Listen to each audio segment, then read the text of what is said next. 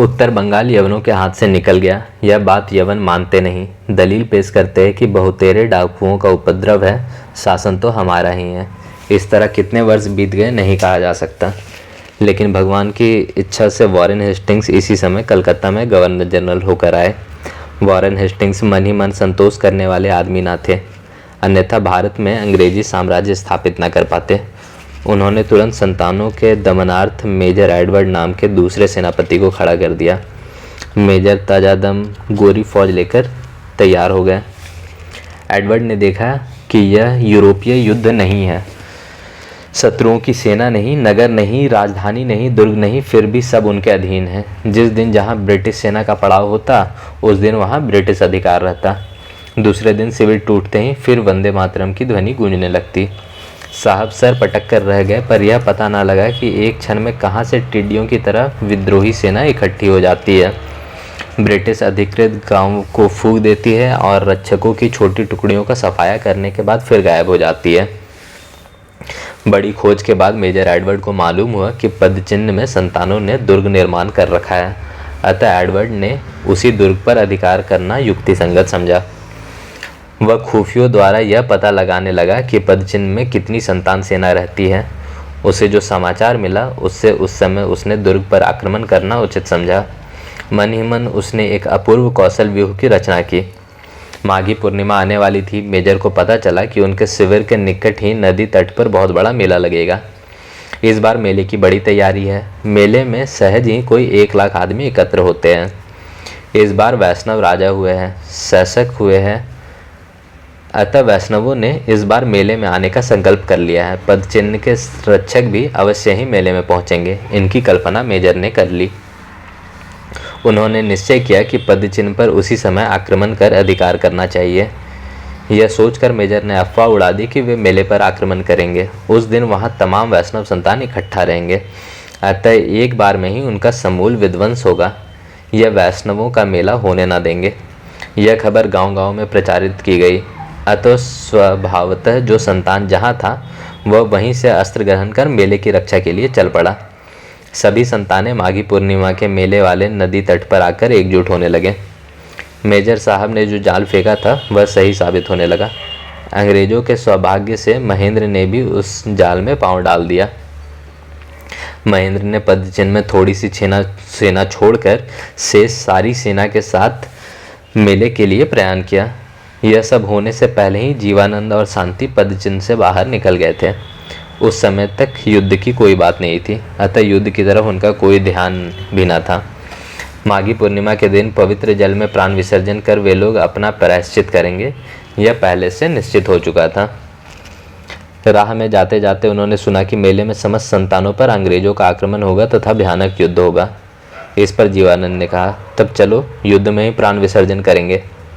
वे लोग जल्दी जल्दी मेले की ओर चले। एक जगह रास्ता टीले के ऊपर से गया था। टीले पर चढ़कर वीर दंपति ने देखा नीचे थोड़ी दूर पर अंग्रेजों का शिविर पड़ा हुआ है। शांति ने कहा, मरने की बात इस समय ताक पर रखो, बोलो वंदे मातरम।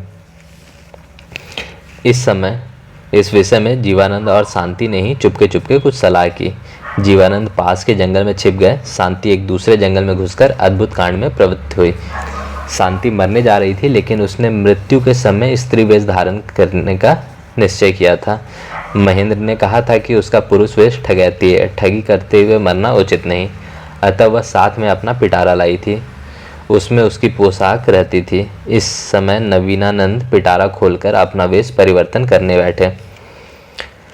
चिकने बालों को पीठ पर फहराते हुए उस पर खैर का टीका फटीका लगाकर नवीन लता पुष्पों से सर ढककर शांति खासी वैष्णवी बन गई। सारंगी उसने हाथ में ले ली। इस तरह वह अंग्रेज शिविर पहुंच गई। काली मूछों वाले सिपाही उसे देखकर पागल हो उठे। चारों तरफ से लोगों ने उसे घेर कर गाना शुरू किया। कोई ख्याल गवाता तो कोई टप्पा, कोई गजल। किसी ने दाल दी, किसी ने चावल तो किसी ने मिठाई, किसी ने पैसे दिए, किसी ने चवन्नी दे दी। इसी तरह वैष्णवी अपनी आंखों से शिविर का हालचाल देखती हुई घूमने लगी। सिपाहियों ने पूछा, अब कब आओगी? वैष्णवी ने कहा, कैसे बताऊं, मेरा घर बड़ी दूर है। सिपाहियों ने पूछा, कितनी दूर? वैष्णवी ने कहा, मेरा घर पदचिन्ह में है। एक सिपाही ने सुना था कि मेजर साहब पदचिन्ह की खबर लिया करते हैं। तुरंत वह वैष्णवी को मेजर साहब के शिविर में ले गया। मेजर साहब को देखकर वैष्णवी ने मधुर कटाक्ष का बाण छोड़ा। मेजर साहब का तो सर चक्कर खा गया। वैष्णवी तुरंत खंजड़ी बजाकर गाने लगी। मलेच्छ निवह नित में कलयसी करवालम। साहब ने पूछा, ओ बीबी, तुम्हारा घर कहाँ है? शांति बोली, मैं बीवी नहीं हूँ, वैष्णवी हूँ, मेरा घर पदचिन्ह में है। साहब, देयर इज दैट एडचिन पेडचिन, होया तो एक ठो घर है। वैष्णवी बोली, घर है। साहब, घर नहीं, गढ़, गढ़ नहीं गढ़। शांति, साहब मैं समझ गई, गढ़ कहते हो। साहब, यस यस, गढ़ गढ़ है। शांति, गढ़ है, भारी किला है। साहब, क्या है आदमी?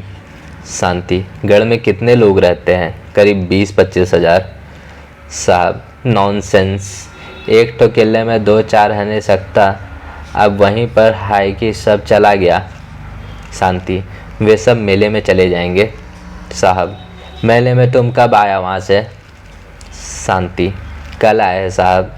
साहब, वो लोग आज निकल गया होगा। शांति मन ही मन सोच रही थी, तुम्हारे बाप के श्राद्ध के लिए यदि मैंने भात न चढ़ाया तो मेरी रसिकता व्यर्थ है। कितने सियार तेरा मुंड खाएंगे मैं देखूंगी। प्रकट रूप में बोली, साहब ऐसा हो सकता है, ऐसा हो सकता है, आज चला गया हो सकता है। इतनी खबर मैं नहीं जानती। वैष्णवी हूँ, मांग कर खाती हूँ, गाना गाती हूँ, तब आधा पेट भोजन पाती हूँ। इतनी खबर मैं क्या जानूँ। बकते बकते गला सूख गया। पैसा दो, मैं जाऊँ, अच्छी तरह बख्शीश दो तो परसों खबर दूँ। साहब ने झन से 1 रुपया फेंकते हुए कहा, परसों नहीं बीवी। शांति बोली, दूर बेटा, वैष्णवी कहो, बीवी क्या। साहब, परसों नहीं, आज रात को खबर मिलना चाहिए। शांतु बंदूक माथे के पास रखकर नाक में कड़वा तेल छुड़वाकर सो। आज ही मैं 10 कोस राह तय कर जाऊं और आज ही फिर लौट आऊं और तुम्हें खबर दूं, घासलेटी कहीं के। साहब, घासलेटी किसको बोलता है? शांति, जो भारी वीर जनरल होता है। साहब, ग्रेट जनरल हम हो नहीं सकता, हम क्लाइव का माफिक, लेकिन आज ही हमको खबर मिलना चाहिए, 100 रुपये बख्शिश देगा। शांति, 100 दो, 1000 दो, 20,000 दो, आज रात भर में इतना नहीं चल सकती। साहब, घोड़े पर? शांति, घोड़ा चढ़ना जानती तो तुम्हारे तंबू में आकर भीख मांगती। साहब, एक दूसरा आदमी ले जाएगा। शांति, गोद में बैठा कर ले जाएगा, मुझे लज्जा नहीं है। साहब, क्या मुश्किल, 500 रुपया देगा। शांति, कौन जाएगा? तुम खुद जाएगा? इस पर एडवर्ड ने पास में खड़े एक युवक को दिखाकर कहा, लिंडले तुम जाओ। लिंडले ने शांति का रूप यौवन देखकर कहा, बड़ी खुशी से। इसके बाद बड़ा जानदार अरबी घोड़ा सजकर आ गया। लिंडले भी तैयार हो गया। शांति को पकड़कर वह घोड़े पर बैठने चला। शांति ने कहा, छी, इतने आदमियों के सामने क्या मुझे लज्जा नहीं है? आगे चलो, बाहर चलकर घोड़े पर चढ़ेंगे। लिंडले घोड़े पर चढ़ गया। घोड़ा धीरे धीरे चला, शांति पीछे पीछे पैदल चली। इस तरह वे लोग छावनी से बाहर आए। शिविर के बाहर एकांत आने पर शांति लिंडले के पैर पर पैर रखकर एक छलांग में पीठ पर पहुंच गई। लिंडले ने हंसकर कहा, तुम तो पक्का घुड़सवार है। शांति, हम लोग ऐसे पक्के घुड़सवार हैं कि तुम्हारे साथ चढ़ने में लज्जा लगती है। छी, रकाब के सहारे तुम लोग चढ़ते हो। लिंडले ने मारे शान के रकाब से पैर निकाल दिया। इसी समय शांति ने पीछे से लिंडले का गला पकड़कर धक्का दिया। वह तड़ाक से घोड़े पर से गिरा। घोड़ा भी भड़क उठा। फिर क्या था, शांति ने एक एंड लगाई और घोड़ा हवा से बातें करने लगा। शांति 4 वर्ष तक संतानों के साथ रहकर पक्की घुड़सवार हो गई थी। बिना सीखे क्या जीवानंद का साथ दे सकती थी? लिंडले का पैर टूट गया और वह कराने लगा। शांति हवा में उड़ती जाती थी। जिस वन में जीवानंद छिपे थे वहां पहुंचकर शांति ने जीवानंद को सारा समाचार सुनाया। जीवानंद ने कहा, तो मैं शीघ्र जाकर महेंद्र को सतर्क करूं। तुम मेले में जाकर सत्यानंद को खबर दो। तुम घोड़े पर जाओ ताकि प्रभु शीघ्र समाचार पा सकें। हम इस तरह दोनों आदमी 2 तरफ रवाना हुए। यह कहना व्यर्थ है कि शांति फिर नवीनानंद के रूप में हो गई।